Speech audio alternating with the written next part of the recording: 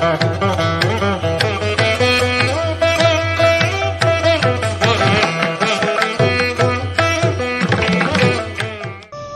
గురుభ్యో నమః. హరి ఓం.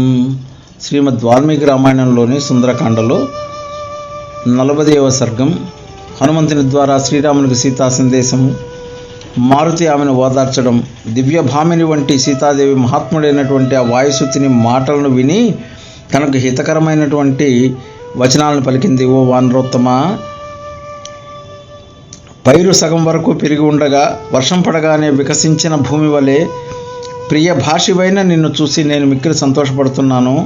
శోకముచే నేను మిక్కిలి కృషించి ఉన్నానయ్యా. ఇట్లైనను మహాపురుషుడైన నా స్వామితో స్పర్శ సుఖమును పొందకూర్చున్నాను. నా యందు దయ ఉంచి నా మనోరథము ఈడేరినట్లుగా చూడవయ్యా. ఓ కపివర, శ్రీరాముడు కోపోద్రిక్తుడై ఇషీకము అను తృణమును మంత్రించి కాకి యొక్క ఒక కన్నును తొలగించాడు. ఆ కథను నా ప్రభువుకు ఆనవాలుగా తెలుపు. రామా, ఒకనాడు నా నుదుట తిలకము చెదరగా నీవు మణిశిల గంధ తిలకాన్ని నుదుటిపై ఉంచుటకు మారుగా చెక్కిలిపై దిద్దితివి. ఆ విషయాన్ని కూడా జ్ఞప్తికి తెచ్చుకొనుము. మహేంద్రునితో వరునితో సమానమైన పరాక్రమం కలవాడు. నీ భార్య అయిన సీత రావణుంచే అపహరించబడి రాక్షసుల మధ్య కాలం వెళ్ళబుస్తూ ఉంటే నీవెట్లు ఓదార్చుకొనుచున్నావు?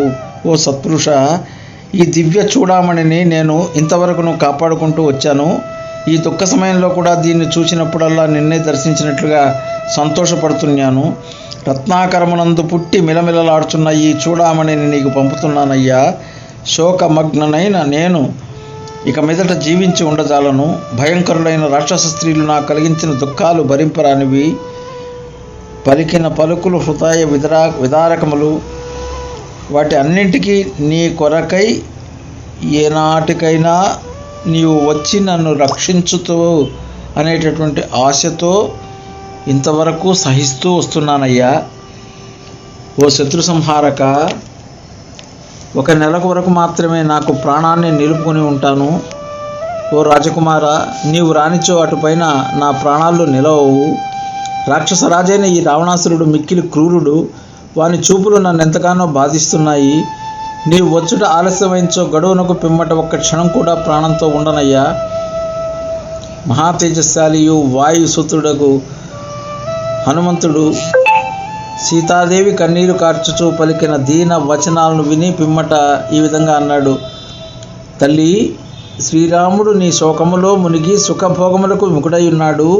ఇది సత్యము అని శపథపూర్వకముగా తెలుపుచున్నాను. శ్రీరాముడు దుఃఖమగ్నుడట చూచి లక్ష్మణుడు మిక్కిలి పరితపించుతున్నాడమ్మా. ఓ భామిని, ఎట్టకేలకు నీవు నాకు కనపడ్డావు. ఇది శోకింపవలసిన సమయం కాదమ్మా. ఇక ఈ క్షణం నుండి నువ్వు దుఃఖము దూరమైనట్లు భావించు. శత్రు సంహారకులు మహాపురుషులైనటువంటి ఆ రాజకుమారులు ఇరువురు కూడా నీ దర్శనానికై ఆరాటపడుతున్నారు. ఈ కారణంగా వారు లంకను భస్మమరుస్తారు. ఓ విశాలాక్షి, ఆ రామలక్ష్మణులు దుర్మార్గుడైనటువంటి రావణుని బంధుమిత్ర సపరివార సమేతముగా రణభూమికి బలి ఇచ్చి నిన్ను అయోధ్య నగరానికి తీసుకుని వెళ్తారు. ఓ పూజ్యురాల, శ్రీరామునకు సంతోషమును కూర్చున్నట్టు ఆయన గుర్తింపగలిగిన ఏదైనా మరొక్క ఆనవాలు ఇమ్ము. ఓ వీరుడా, నేను ఇదివరకే ఉత్తమమైన నా చూడమని ఆనవాలుగా ఇచ్చాను కదా. హనుమంతుడా, దీనిని చూచిన పిమ్మట శ్రీరాముడు నీ మాటలను పూర్తిగా విశ్వసిస్తాడు అని సీతాదేవి పలికింది. సర్వశుభలక్షణ సంపన్నుడైన ఆ వానరోత్తముడు ఆ మణిభూషణాన్ని తీసుకుని సీతాదేవి శిరస ప్రణమిల్లి వెళ్ళడానికి ఉపక్రమించాడు. ఎగురుటకు సిద్ధమైన వాడు, దేహమును పెంచుచున్నవాడు, మహావేగము కలిగినటువంటి ఆ వానర శ్రేష్ఠుని చూసి జానకి కన్నులలో ఆశ్రువులు నిండగా గద్గద స్వరంతో దీనంగా ఇట్లు పలికింది. ఓ హనుమంతుడా, సింహపరాక్రములైన ఆ రామలక్ష్మణ సోదరులను అమాత్యులతో కూడిన సుగ్రీవుని తదితరులందరినీ కూడా కుశల ప్రశ్నలతో అడిగినట్లు తెలపవయ్యా. ఆజానుబాహుడైన శ్రీరామచంద్రుడు నన్ను ఈ దుఃఖసాగరాన్ని నుంచి గట్టించుటకు తగిన ఉపాయాన్ని నువ్వే ఆలోచించు. ఓ మహావానర వీర, నీవు రాముని సన్నిధికేకి తీవ్రమైనదియు అంతులేని అయినదియు అయిన నా ఈ ఆవేదనను రక్కసి మూకలు నన్ను భయపెట్టుచున్న బాధించుచున్న తీరును ఆయనకు విన్నవించవయ్యా. నీ ప్రయాణం హాయిగా కొనసాగుగాక. ఆ హనుమంతుడు రాజకుమారి అయిన సీతాదేవి సందేశాన్ని అందుకుని కృతార్థుడై సంతోషంతో పొంగిపోయాడు. పిమ్మట అతడు మిగిలిన కొద్ది కార్యమును గూర్చి ఆలోచించి ఉత్తర దిశగా వెళ్ళుటకు సంకల్పించుకున్నాడు. స్వస్తి.